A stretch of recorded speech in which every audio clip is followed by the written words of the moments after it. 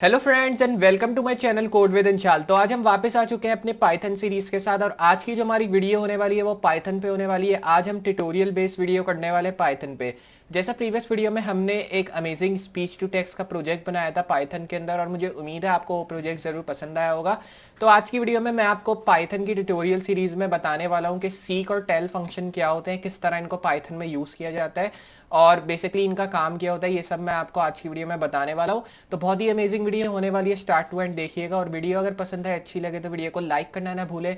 Channel पर नए तो चैनल को सब्सक्राइब कर दें और साथ ही साथ नोटिफिकेशन बेल ऑन कर दें ताकि इस तरह की कोई भी मैं वीडियो अपलोड करूं उसका नोटिफिकेशन पहले आपको मिले। तो वेट किस बात का, चलते हैं कंप्यूटर स्क्रीन के ऊपर एंड लेट्स गेट स्टार्टेड।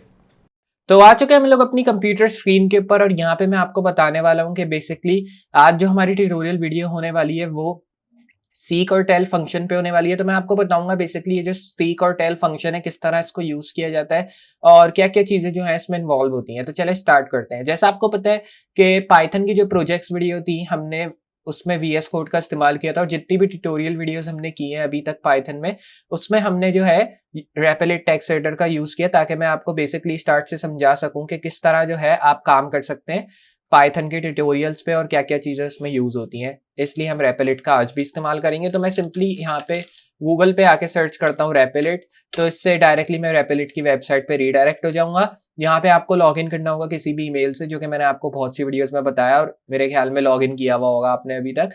तो लॉग इन करने के बाद आपको यहाँ पे एक रैपल क्रिएट करनी होगी। तो मैं यहाँ से क्रिएट रैपल को प्रेस करूंगा, यहाँ से सेलेक्ट करूंगा पाइथन, क्योंकि हमने जो है दो रैपल्स पे काम किया था, पाइथन की और सी की। पहले जब मैं स्टार्टिंग में सी सीख रहा था तब मैंने सी पे काम किया था। अभी हम पाइथन पे काम करेंगे तो मैं पाइथन को यहाँ से सेलेक्ट करूंगा।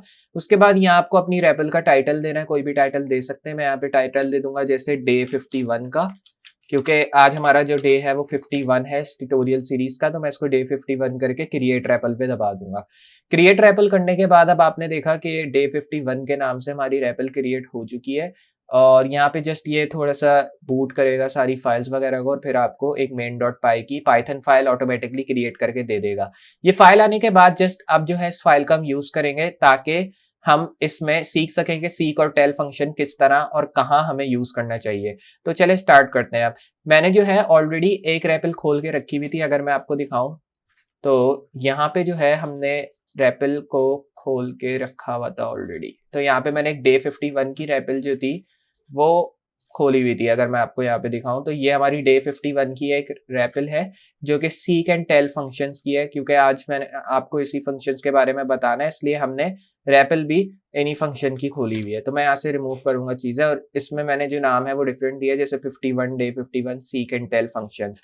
इसमें मैंने कुछ टाइटल्स मतलब कुछ चीजें भी ऐड की हुई है ताकि हम इसको और आसानी से समझ सके। बेसिकली कुछ पैराग्राफ्स वगैरह दिए हैं, अगर आप रीड करना चाहें और डिटेल में जाना चाहें सीक और टेल फंक्शन की तो आप ये पैराग्राफ वगैरह रीड करके जा सकते हैं और भी इंफॉर्मेशन के अंदर इसकी। तो अभी मैं क्या करूंगा, मैं आ जाऊंगा यहाँ से, ये जो टैग आपको दिख रहा है मैं कॉपी करूंगा जो कि मैंने ऑलरेडी लिखा है और मैं इसको पेस्ट कर दूंगा। क्योंकि मेन मकसद ट्यूटोरियल वीडियोस का कोड लिखना नहीं होता, समझाना होता है कि अगर आप ये कोड लिखेंगे तो इससे होगा क्या, क्या आउटपुट आपको नजर आएगा, या आउटपुट नजर आएगा तो किस तरह ये आउटपुट नजर आ रहा है, वो सब चीजें हमें समझनी होती है। इसी तरह यहाँ पे मैं अभी सीक फंक्शन का इस्तेमाल कर रहा हूँ। जैसा मैंने आपको बताया कि टू फंक्शंस का यूज करेंगे हम, सीक और टेल। तो अभी हम सीक फंक्शन के साथ चल रहे। तो बेसिकली ये यूज क्यों होता है सीक फंक्शन, अगर हम ये जाने कि सीक फंक्शन यूज क्यों होता है तो बेसिकली सीक फंक्शन का काम ये होता है कि किसी भी कैरेक्टर को ये रीड कर सके। जैसे अगर ये वाला जो एक कैरेक्टर मतलब ये वाला जो पूरा टेक्स्ट मैंने लिखा है इसमें कितने लेटर्स हैं तो ये सीक आपको रीड करके बताएगा। अगर इसमें 10 होंगे तो 10 आउटपुट देगा, 11 होंगे तो 11 देगा, 5 होंगे तो 5 देगा, 6 होंगे तो 6 देगा। मतलब जितने लेटर में कैरेक्टर्स होंगे वो उतना आउटपुट आपको शो करेगा। अभी हम अगर रन करके इसको देखें तो मैं इसको करूंगा यहाँ से रन करने के बाद आप देखेंगे कि यहाँ पे अभी जो फॉर्मेट हमें दे रहा है, इसको डिलीट करते हैं पूरे को। एक मिनट स्टॉप करके मैं डिलीट करता हूँ, वापस रन करते हैं ताकि वो आउटपुट हमारा नहीं है। तो आप देख रहे हैं अभी जैसे ही मैंने इसको रन किया तो मुझे इसने अभी कुछ शो नहीं किया क्योंकि हमने जो है अभी इसको प्रिंट नहीं किया है। तो अब हमें इसको प्रिंट करना होगा। प्रिंट करने के लिए क्या करेंगे, हम प्रिंट का यूज करेंगे और प्रिंट में जो वैल्यू डालूंगा मैं f.seek की डाल दें, या तो आप डायरेक्टली विद ओपन फंक्शन का भी इस्तेमाल कर सकते हैं वैल्यू को डिफाइन करने के लिए। जरूरी नहीं है आप सीक का फंक्शन ही ऐड करें इधर। तो अगर मैं आपको दिखाऊं यहाँ पे तो आप देख रहे हैं कि इसने मुझे जो है एक टैग शो कर दिया जो कि built in method seek of IO tags, कुछ इस तरह करके इसने मुझे एक टैग शो किया जिसके साथ इसने मुझे जो डेटा वैल्यू दी है इसकी वो रीड की दी है। अब मैं आ जाता हूँ यहाँ पे, इसको अगर मैं रिमूव करूँ और यहाँ पे मैं प्रिंट करूँ डेटा को, तो यहाँ पे आके अगर मैंने डेटा को प्रिंट किया फिर मैं इसको स्टॉप करके वापस रन करता हूँ, तो आप देखेंगे इसने मुझे एक वैल्यू दे दी ईथर की, क्योंकि हमने जो है इसको बोला कि 5 जो नेक्स्ट बाइट्स हैं वो रीड करो। और अगर हम आते हैं अपनी फाइल में जो कि file.txt की फाइल है, अगर मैं वो दिखाऊं आपको तो यहाँ से खोलते हैं, तो आपने देखा ये file.txt की एक फाइल है, इसमें मैं गया और यहाँ पे मैंने जो है लिखा है ईथर। अगर मैं आपको दिखाऊं तो यहाँ पे लिखा है ईथर। तो इसने क्या किया, इसने जो बाकी के लेटर थे वो उसने रिमूव किया और इसने सिर्फ उसको रीड किया। तो अगर मैं आता हूँ और यहाँ पे मैं लिखता हूँ जैसे अपना नाम मैंने यहाँ लिखा है इंशाल, और अब मैं इसको वापस रन करूंगा तो आप देखेंगे अब यहाँ पे आपको इंशाल शो होगा, क्योंकि मैंने इससे कहा कि बाकी के जो लेटर्स हैं उसको छोड़ दो, मतलब ये 1 2 3 4 और ये 5 जो लेटर्स हैं सिर्फ इनको रीड करो और बाकी के जितने भी लेटर्स या नंबर या इंटीजर वैल्यू है इनको छोड़ दो। तो इसने क्या किया, इसने किया कि इसने आगे के जो 5 बाइट्स हैं इसने सिर्फ उनको रीड किया जो कि ये 5 बाइट्स हैं, और बाकी के जितने पीछे के थे नंबर्स या वैल्यूज और उसके आगे के जितने नंबर या वैल्यूज है वो उसने छोड़ दिए। तो बेसिकली सीक फंक्शन का ये काम होता है कि वो किसी भी वैल्यू को रीड कर सके आपके लिए, या इसको हम इस तरह भी कह सकते हैं कि किसी भी लेटर के करेक्टर्स को रीड कर सके, इसके लिए भी आप यूज कर सकते हैं सीक फंक्शन का। तो मुझे उम्मीद है यहाँ तक आपको समझ आ गया होगा। तो बेसिकली सीक फंक्शन का ये काम होता है। अब हम आते हैं टेल फंक्शन पे। तो टेल फंक्शन में भी सेम चीज है, लेकिन इसका डिफरेंट क्या होगा वो मैं आपको दिखाता हूँ। यहाँ पे मैं अगर पेस्ट करूंगा इन सबको और यहाँ पे मैं स्टॉप करूंगा सिंपली इसको, क्योंकि मुझे वापस रन करना होगा।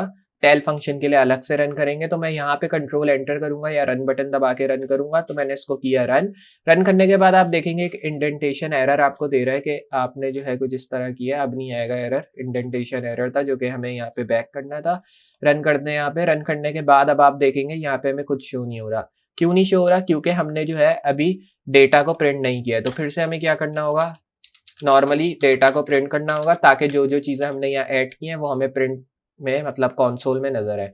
रन किया यहाँ पे, रन करने के बाद आपने देखा अब इसने जो 1 2 3 4 5 6 7 8 9 टी जो हमने वैल्यू लिखी हुई थी file.txt फाइल में, अब ये वो रीड कर रहा है। क्यों, क्योंकि हमने इससे कहा कि फर्स्ट 10 बाइट्स को रीड करो, मतलब फर्स्ट 10 लेटर्स जो हैं अल्फाबेट के उनको रीड करो। तो इसने क्या किया, इसने file.txt में जो पहले 10 के लेटर्स थे इसने वो रीड कर दिया जो कि ये है टी तक। अब अगर मैं इससे बोलूंगा कि रीड द, मतलब अगर हम इसको यूज करें कि रीड द लास्ट 10 लेटर्स, तो फिर ये लास्ट 10 लेटर्स रीड करेगा। अगर हमें इसको लास्ट 10 लेटर्स जो है रीड कराने हैं तो हम क्या करेंगे, हम सिंपली आएंगे यहाँ पे और यहाँ पे आप ये भी कर सकते हैं कि कमेंट चेंज कर दें, जैसे आप लिख दें रीड द लास्ट 10 बाइट्स, तो फिर ये क्या करेगा, आखिरी के 10 बाइट्स को रीड करेगा। लेकिन अभी हमने इससे शुरू के 10 बाइट्स रीड कराए तो उसने इसलिए शुरू के 10 बाइट्स रीड किए।